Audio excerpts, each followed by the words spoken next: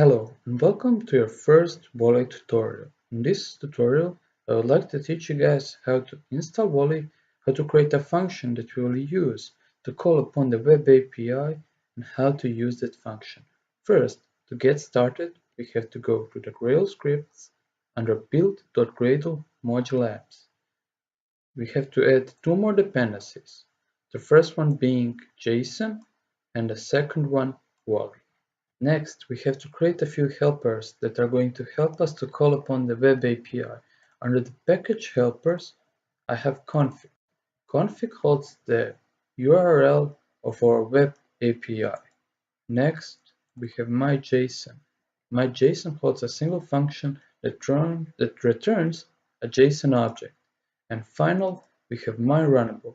MyRunnable is an interface that holds a single function that we use later on to determine what happens just after we get our response from the server. Next, create myApp under the root of your application. MyApp extends application, has a static context variable, and a function that returns that context. On its creator, we just put the context equal to the function called getApplicationContext. Now we have to go to the Android manifest. Inside of Android manifest, we have to first add the user permission for the internet, and afterwards add Android name equals .myapp. Now that we have everything set up, let's start creating the functions that we will use to call upon the web API. Create a package inside of your root and call it API.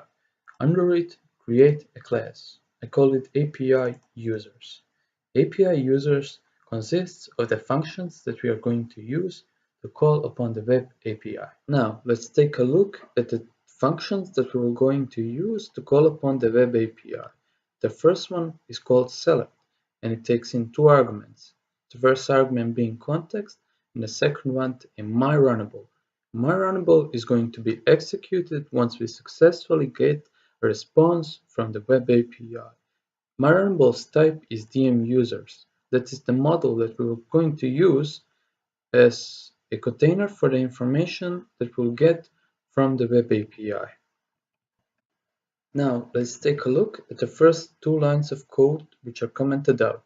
The first one tells us which type of HTTP request we have to send to the server, and the second one is the root of the function that we are looking to call upon. The first variable that we have is URL. The URL holds the URL that we are looking to call upon. Next, we create a request queue. The request queue is used to call upon the web API. Now we just have to create a string request. The string request is the very request that we are sending to the web API. To create a string request, we first have to set up the method that we want to use, the URL, and next, what is going to happen once we successfully call upon the web API, or what is going to happen on error. On a successful call to the web API, we are going to get a string response. Response holds the JSON objects that we want to convert to actual objects. The first line of code, we create the JSON object, which we create with our myJSON.build. Next, we use the JSON object and we use its function fromJSON to turn the response from JSON to the object DM users. Once we finish that, we call on the function that we want to happen once we successfully are completed with the API and send in the model. Now let's take a look at the rest of the functions that we have. The first one was select, and it returned a list of users. The next one is select by ID. Select by ID returns only one user based on its ID. So now we have a third argument that we need to pass into the function. Here in the URL, we can see the new URL. And at the end, we can see that we need an argument, which is ID. To add that ID to the URL, just say plus and add ID. Now, in the string request, we still are using the get method. The only change that was made is that we are no longer looking for a list of users, but only for a single one. The next function is insert. To do insert, we first need to make sure that we call the post method and not the get. In the URL, we can see that we need two arguments. To send in two or more arguments, in between each argument, we have to add a slash. Now, in the string request, as the method, we have to use post. Because we are inserting data, we are not expecting any response from the API. That is why we just return the string response to the function that will be started on the completion. Next, let's look at update. In our update function, we are using HTTP path. The URL is very similar to the one of insert, with just an addition of int id. In the string request, the method that we are using is put. Everything else stayed the same. We are not expecting anything to be returned to us, that is why we don't need JSON here. The next function that we will look at is delete. The delete function needs to send a HTTP delete method. This is why here in request.method we use delete. Again, we are not expecting anything to be returned, so we are not using JSON. Now let's add another function which we will use to log in the user. To do so, copy delete and just paste it below. Now let's rename it to login. To login, we need two arguments. The first one being string username and the second one string password. Now to login, we have to send the HTTP GET request. We are going to send our request to user/login plus username plus slash plus password. And we can change the method here and change this so that we are sure that we are sending the right things. Now, the next change that we have to do is under the method use get. Now we are expecting from the server to get back the user that is logged in. So we have to use JSON again. This code right here will work perfectly. We are going to get a string JSON that we are going to transform from JSON to the DM users right here. Now we want to send that model to the function that will be called once the API request is successful. So here we want to put model. Now we have an error because it is expecting a string that we are sending DM users. So we have to go here to myRunnable and change string to DM users. And with that, we have completed the creation of a new function. Now let's take a last look at this function. So the function first needs a name, and the first argument that you put in is the context of the application. The next arguments that you put in are the arguments that you need to send to the web API. And the final argument is myRunnable. MyRunnable is going to be run on the completion of the call to the web API. The type that you put in here is the type of return value that you are expecting to get from the database or the web API. Now, the first two lines of code are commented out and they just give us information about how we need to call the web API.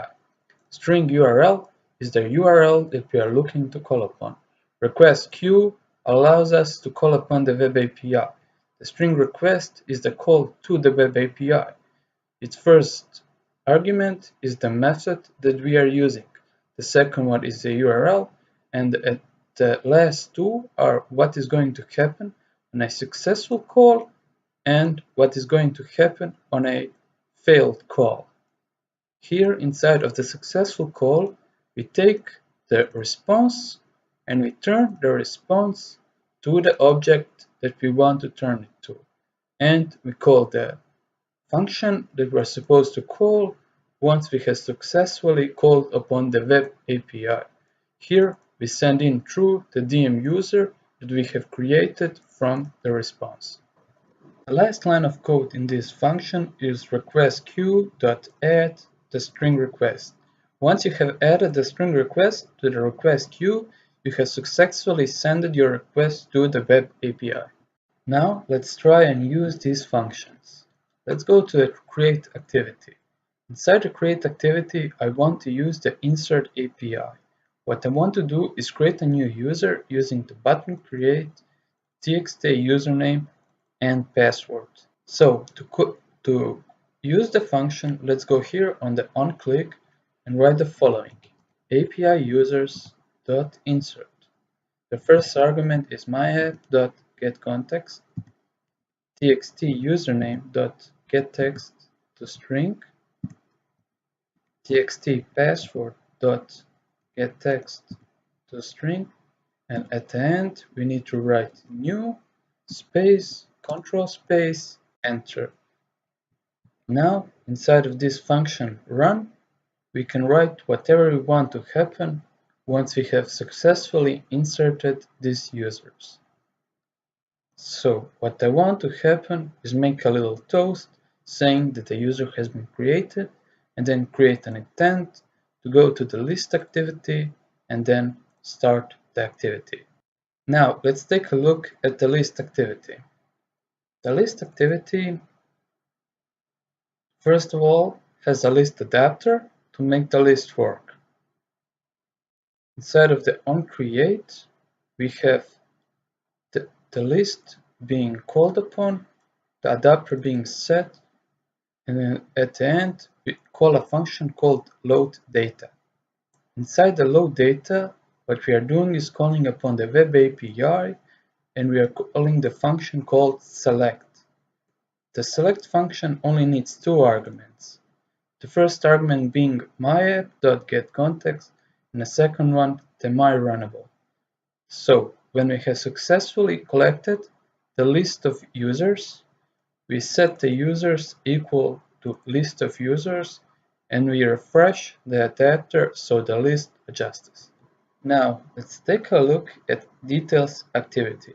Once we click an item inside of the list, we go to the details activity and we put an extra ID so we know which item we clicked upon. Here inside of the onCreate function of the details activity, we first have to text views for the username and password, and then we do loadData once again. Inside of the loadData function,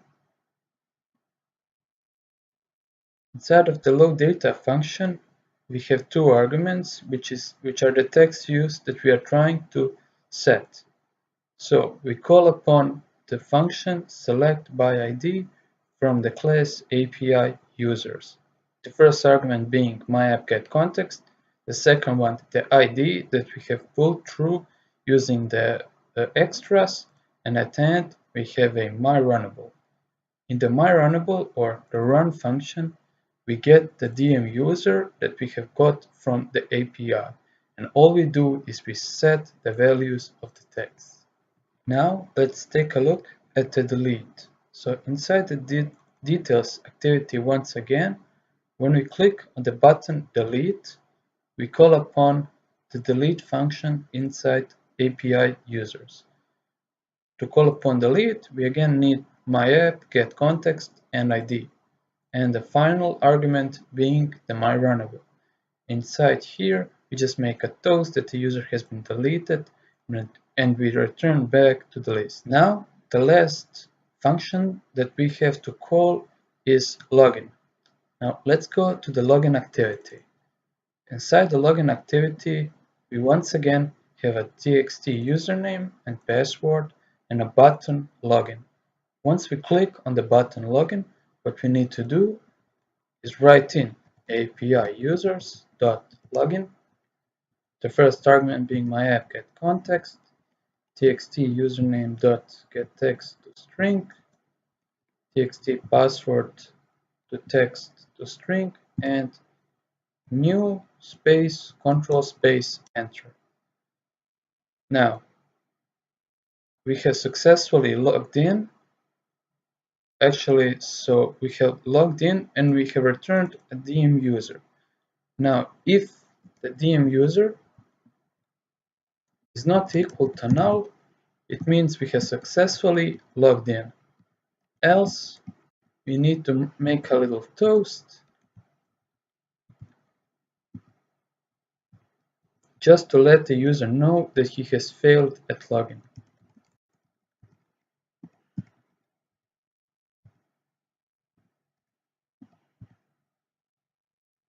On the other hand, if he has successfully logged in, we can just do whatever we want.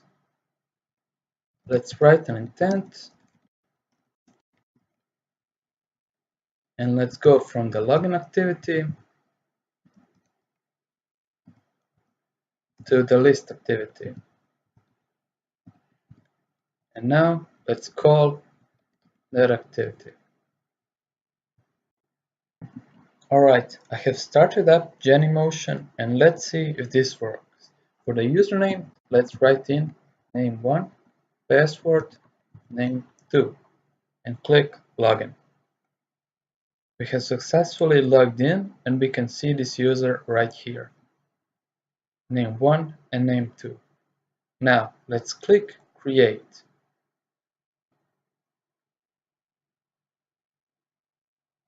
Here we are in the create activity. Let's create a new user.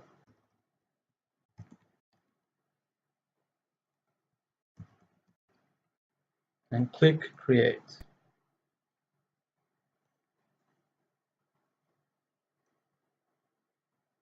As you can see, a new user has been created. Now let's click at the new user.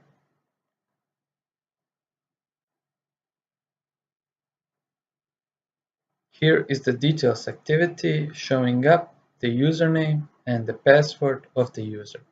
If we click delete, as you can see, the user has been deleted and now he is no longer in the list. And that is it for this tutorial. If you have any questions, leave them in the comment section below and I will try to answer them as good as I can. This has been my first tutorial, so if it has been of use for you guys, please leave a like and subscribe so that I can make more videos. Thank you and see you later.